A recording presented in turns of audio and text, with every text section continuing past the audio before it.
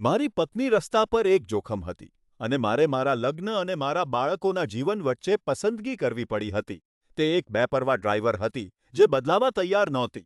એકવાર તેણે red light પર બ્રેક પરથી પગ હટાવ્યો અને માત્ર બેબી સુધર્સ પકડવા માટે સીટ બેલ્ટ ખોલી નાખ્યો.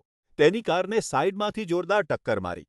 મેં તેને ચેતવણી આપી હતી, જો તેણે ફરી ક્યારેય આપણા બાળકોને જોખમમાં મૂક્યા તો હું તેને છોડી દઈશ. તે રડી પડી અને કહ્યું કે તેણે આ જાણી જોઈને નથી કર્યું, પણ હું આ જોખમ લઈ શકે તેમ નહોતો. પછી ફરીથી એ જ થયું. પાછળની સીટ પરથી કાગળો લેવા માટે ઝૂકવાને કારણે તેની કાર સીધી નહેરમાં ગઈ. એ મારા માટે સહનશક્તિની અંતિમ સીમા હતી. જ્યારે તે હજુ હોસ્પિટલમાં જ હતી, ત્યારે મેં છૂટાછેડાની પ્રક્રિયા શરૂ કરી અને બાળકોની સંપૂર્ણ કસ્ટડી માટે લડ્યો. હું ખરાબ માણસ બનવા નહોતો માંગતો, પણ પગલું ઉઠાવવા માટે હું કોઈ અંતિમ સંસ્કારની રાહ જોઈ શકે તેમ નહોતો. દુઃખની વાત એ છે કે હું અચો હતો.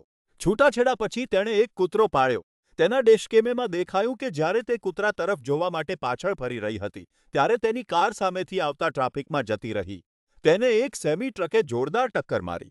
મારા બાળકોએ તેમની માતા ગુમાવી અને મેં એવી વ્યક્તિને ગુમાવી જેને હું હજુ પણ પ્રેમ કરતો હતો. મેં તેને રોકવા માટે બધું જ કર્યું, પણ કેટલાક લોકો ત્યારે જ પાઠ શીખે છે જ્યારે ખૂબ મોડું થઈ ગયું હોય છે.